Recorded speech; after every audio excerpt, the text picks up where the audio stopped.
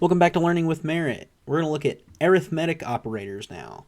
So we have addition, subtraction, we have addition and concatenation, subtraction, multiplication, division, modulus, or the remainder. We've got increment, decrement, and of course all of these are going to follow the order of operations. So first, if we look at the simple ones, we've got add, subtract, multiply, divide, and modulus. If we look at these really quickly, we can see 1 plus 2 is, of course, 3. 2 minus 1 is 1. 2 times 2 is 4. 4 divided by 2 is 2. And then the last one, 1, the most confusing one perhaps, is 10 modulo 3, which 3 times 3 is 9, with 1 left over. So 3 will go into 10 3 times. But the answer we're looking for here is actually the remainder after that division, so we get the number 1. We can take two integers, and they will always evaluate to an integer. So here we have 2 plus 2 and 4. If I run that, you will see that it gives me 4 down here. However, if I use a double in the expression anywhere, it evaluates to a double. So here I've got 2.0 plus 2. It should yield 4.0. If I run that, you'll see down here it yields 4.0. This is something we need to be very careful of whenever we are doing math in Java. Operators can be used to construct compound expressions. Here, if we follow order of operations, we do 1 times 6, which is 6, 4 plus 2, which is 6, and then 6 minus 6 should give us 0, and lo and behold, it does. Attempting to divide by 0 results in something we call an arithmetic exception error. Dividing by 0 is undefined, so if we run it for the computer, you will see that we get this error right here. And of course, a quick thing to read with this stuff, it shows us that on line 36, it experienced an issue, and it believes it to be an arithmetic exception error. And so if we go find line 36, which is right here, I can find that I've divided by 0. I got my arithmetic exception. In order to keep going, I'm going to go ahead and comment that out for now.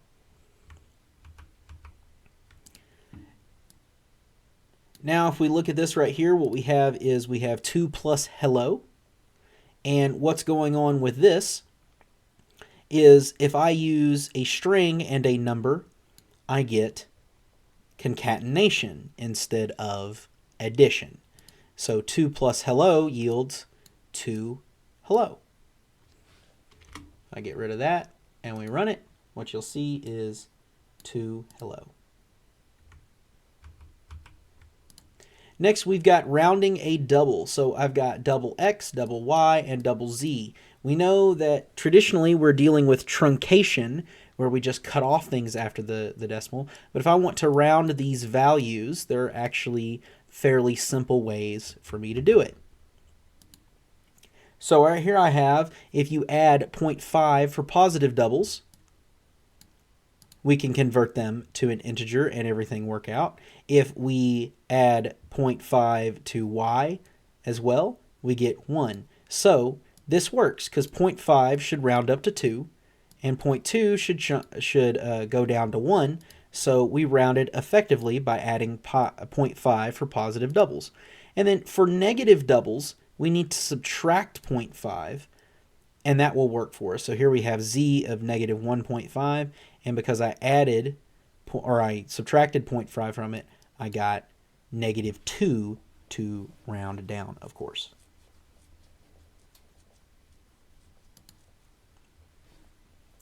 Next, if we look what we got here, we've got m equals 0. We've got increment and decrement. Now, there is a difference between these two. So here we have pre-increment, x by 1, and here we have pre-decrement, x by 1, and then post and post. Now, there is a difference. So pre-increment / decrement, it's first, then it uses the value. So it increments or decrements first, then it uses the value. Post is going to use the value first, then increment or decrement. And it's important which one you pick for what you're doing. Right? So if you want to increase the value before you use it, you need to pick one of these.